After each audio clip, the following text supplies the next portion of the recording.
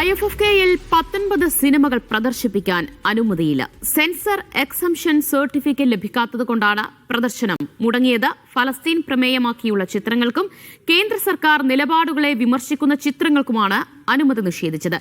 ചലച്ചിത്രമേളയെ അട്ടിമറിക്കാനുള്ള നീക്കമാണെന്ന് CPM general secretary MA baby പറഞ്ഞു.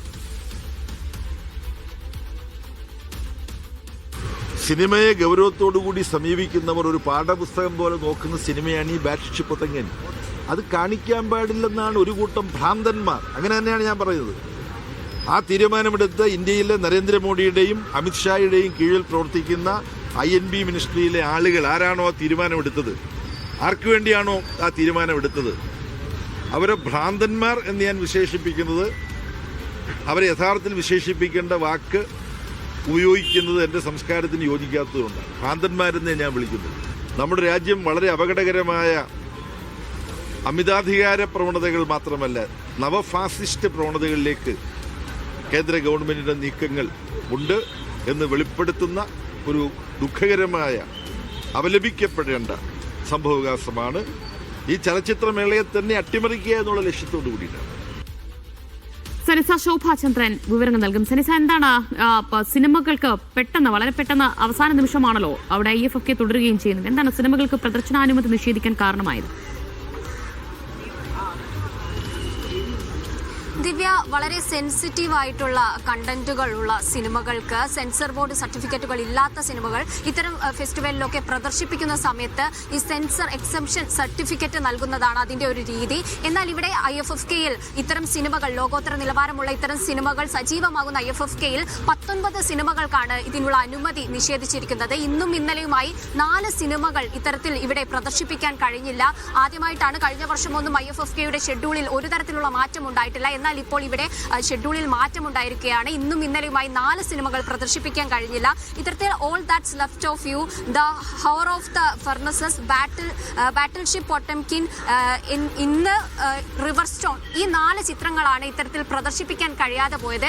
ഈ ഒരു വിഷയം വളരെ ഗൗരവമായിട്ടാണ് സിനിമാ പ്രവർത്തകരൊക്കെ എടുത്തിരിക്കുന്നത്. ഈ സെൻസർ സർട്ടിഫിക്കറ്റ് ലഭിക്കാത്ത, സെൻസർ എക്സംഷൻ സർട്ടിഫിക്കറ്റ് ലഭിക്കാത്തത് മൂലമാണ് ഇത്തരത്തിൽ 19 സിനിമകൾ ഇവിടെ സ്ക്രീനിംഗ് ചെയ്യാൻ പറ്റാത്ത ഒരു സംശയം. ഈ സിനിമയുടെ, അതായത് ഈ അനുമതി നിഷേധിച്ച സിനിമയുടെ സെൻസർ എക്സംഷൻ സർട്ടിഫിക്കറ്റ് അത് തേടേണ്ടത് അണിയറ പ്രവർത്തകരാണോ അതോ അക്കാദമിയാണോ? അക്കാദമിയാണ് ഇത്തരത്തിൽ.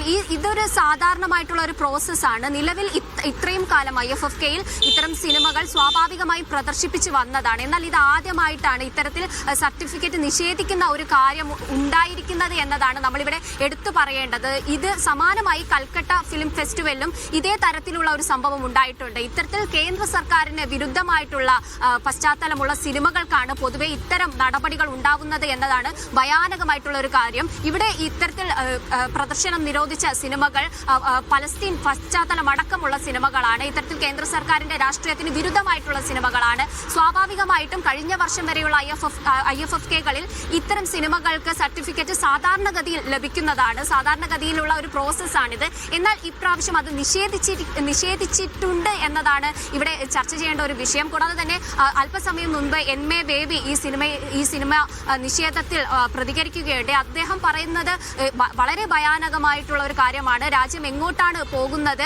അത്രയും ഒരു ഫെസ്റ്റിവലിൽ ഇത്തരത്തിലുള്ള സമൂഹത്തിന്റെ ഏറ്റവും ഉദ്ധരണിയിലുള്ള പ്രശ്നങ്ങൾ ചർച്ച ചെയ്യുന്ന സിനിമകൾ അതിന്റെ പ്രദർശനം നിഷേധിച്ചത് വളരെ വിരുദ്ധമായിട്ടുള്ള കാര്യമാണ്.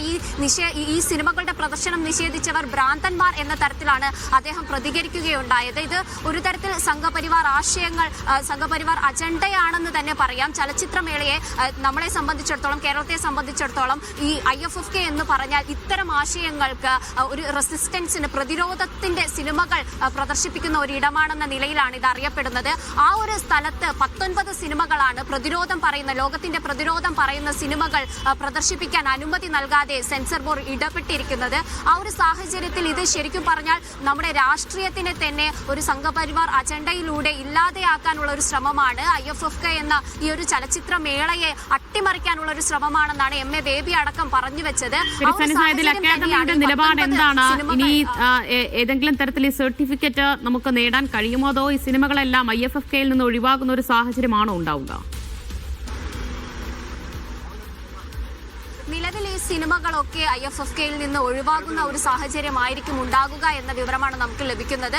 ഇത്രയും സമയമായിട്ടും ചലച്ചിത്ര അക്കാദമിയുടെ മേലിൽ ഒരാൾ പ്രതികരണത്തിന് മുൻപോട്ട് വന്നിട്ടില്ല. പ്രതികരണം ഉണ്ടാകുമെന്നാണ് അറിയാൻ കഴിയുന്നത്. കൂടാതെ തന്നെ ഈ 19 സിനിമകളും ഇത്തരത്തിൽ പ്രദർശിപ്പിക്കാൻ കഴിയില്ല എന്ന വിവരമാണ് ലഭിക്കുന്നത്. IFFK പോലെയുള്ള ഒരു ഫിലിം ഫെസ്റ്റിവലിൽ ഇത്തരമൊരു സംഭവം ആദ്യമായിട്ടാണ് എന്ന് പറയാം. ശരിക്കും പറഞ്ഞാൽ 19 സിനിമകൾ, കലാമൂല്യമുള്ള ഇന്റർനാഷണലി വെൽ നോൺ ആയിട്ടുള്ള 19 സിനിമകളാണ്, രാഷ്ട്രീയം പറയുന്ന, ലോകത്തിന്റെ ചെറുത്തുനിൽപ്പിന്റെ രാഷ്ട്രീയം പറയുന്ന 19 സിനിമകളാണ് IFFK പോലെ ഒരു വേദിയിൽ പ്രദർശനാനുമതി നിഷേധിച്ചുകൊണ്ട് നിൽക്കുന്നത്. ശരിക്കും പറഞ്ഞാൽ നമ്മുടെ സമൂഹത്തിന്റെ ഒരു ഭയാനകമായിട്ട് എങ്ങനെയാണ് കേന്ദ്ര സർക്കാർ സിനിമയുടെ രാഷ്ട്രീയത്തിലും ഇടപെടുന്നത് എന്നതിന്റെ വളരെ വലിയൊരു തെളിവായിട്ടാണ് ഇത് മാറുന്നത്. സമാനമായും കൽക്കട്ട ഫിലിം ഫെസ്റ്റിവലിൽ ഇത്തരം സംഭവം ഉണ്ടായിരുന്നു. ഇത്തരത്തിൽ ഇവരുടെ ഞാൻ സനുസയിലേക്ക് വരാം. ഇപ്പോൾ സംവിധായകൻ കമലുണ്ട്. ശ്രീ